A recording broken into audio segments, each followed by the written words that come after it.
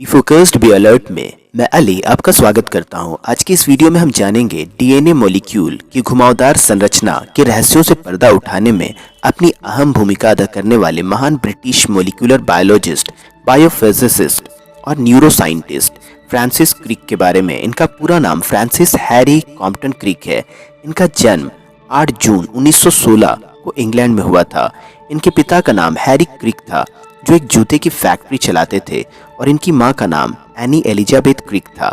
इनके दादा Walter drawbridge क्रिक एक शौकिया प्रकृतिवादी थे। फ्रांसिस को बचपन से ही विज्ञान से रुझान पैदा हो गया था और विज्ञान संबंधी सवालों के जवाब ढूंढने के लिए वो अपना ज़्यादा से ज़्यादा वक्त विज्ञान संबंधी किताबों के अध्ययन में लगाते थे।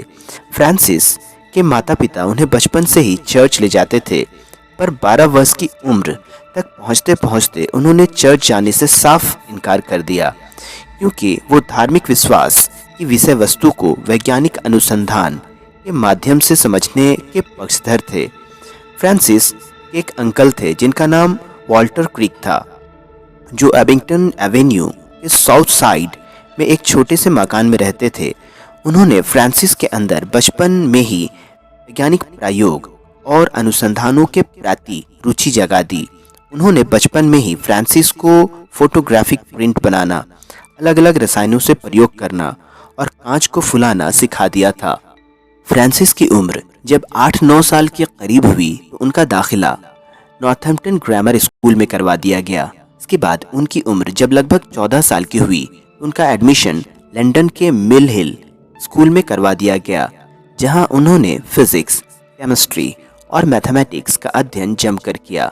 फ्रांसिस ने 1937 में लंदन यूनिवर्सिटी से अपना बैचलर ऑफ साइंस का डिग्री हासिल कर लिया, पर लैटिन में कमज़ोर होने के कारण आगे की पढ़ाई के लिए कैम्ब्रिज कॉलेज में एडमिशन लेने में वो असफल हो गए।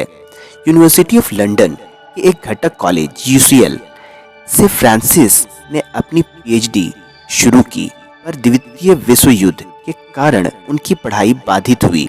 फिर बाद में Gonville and Caius college Cambridge के वो पीएचडी स्टूडेंट और ऑनररी फेलो बने। उन्होंने कैवेंडिश लेबोरेटरी और कैम्ब्रिज के medical research council laboratory of molecular biology में मुख्य रूप से काम किया।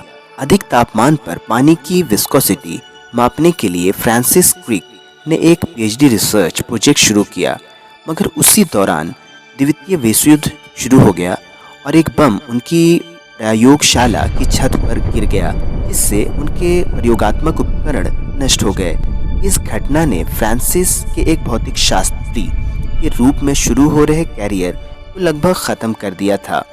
दूसरे विश्व युद्ध के समाप्त होने के बाद 1947 में 30 वर्ष की उम्र में क्रिक ने जीव विज्ञान का अध्ययन शुरू किया और जीव विज्ञान अनुसंधान में भौतिक वैज्ञानिकों एक महत्वपूर्ण रूपांतरण का एक हिस्सा बन गए। हालांकि 1947 तक बायोलॉजी, ऑर्गेनिक केमिस्ट्री और क्रिस्टलोग्राफी में उनका हाथ खासा तंग था, और भौतिक शास्त्र के अध्ययन ने उनके अंदर चीज़ों को सीखने की एक कला को विकसित कर दिया था, जो जीव विज्ञान के क्षेत्र में भी आगे बढ़ने में उनके लिए सहायक सिद्ध हुआ। 1951 में फ्रांसिस क्रिक ने जेम्स वॉटसन से मुलाकात की, जो कैम्ब्रिज का दौरा कर रहे थे। दोनों वैज्ञानिकों में विचारों का जमकर आदान प्रदान हुआ।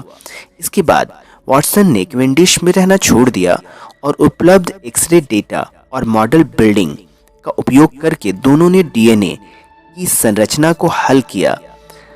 क्लासिक पेपर अप्रैल 1953 में नेचर में प्रकाशित हुआ।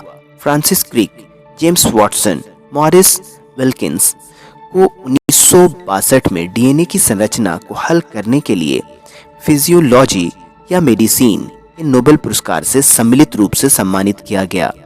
ब्रिटिश नोबेल पुरस्कार विजेता फ्रांसिस क्रिक का नाम डीएनए के दोहरे हेलिक्स की खोज से जुड़ा हुआ है।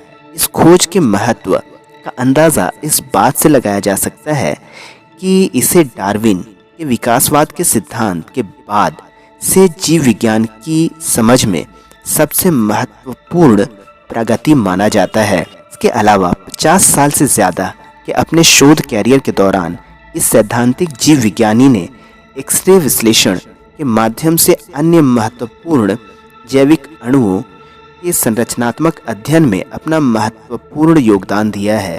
28 जुलाई 2004 को 88 वर्ष की आयु में इस महान वैज्ञानिक का कैलिफोर्निया में देहांत हो गया। आपको ये जानकारी पसंद आई हो तो आप इस वीडियो को लाइक करें, शेयर करें और चैनल को सब्सक्राइब करें।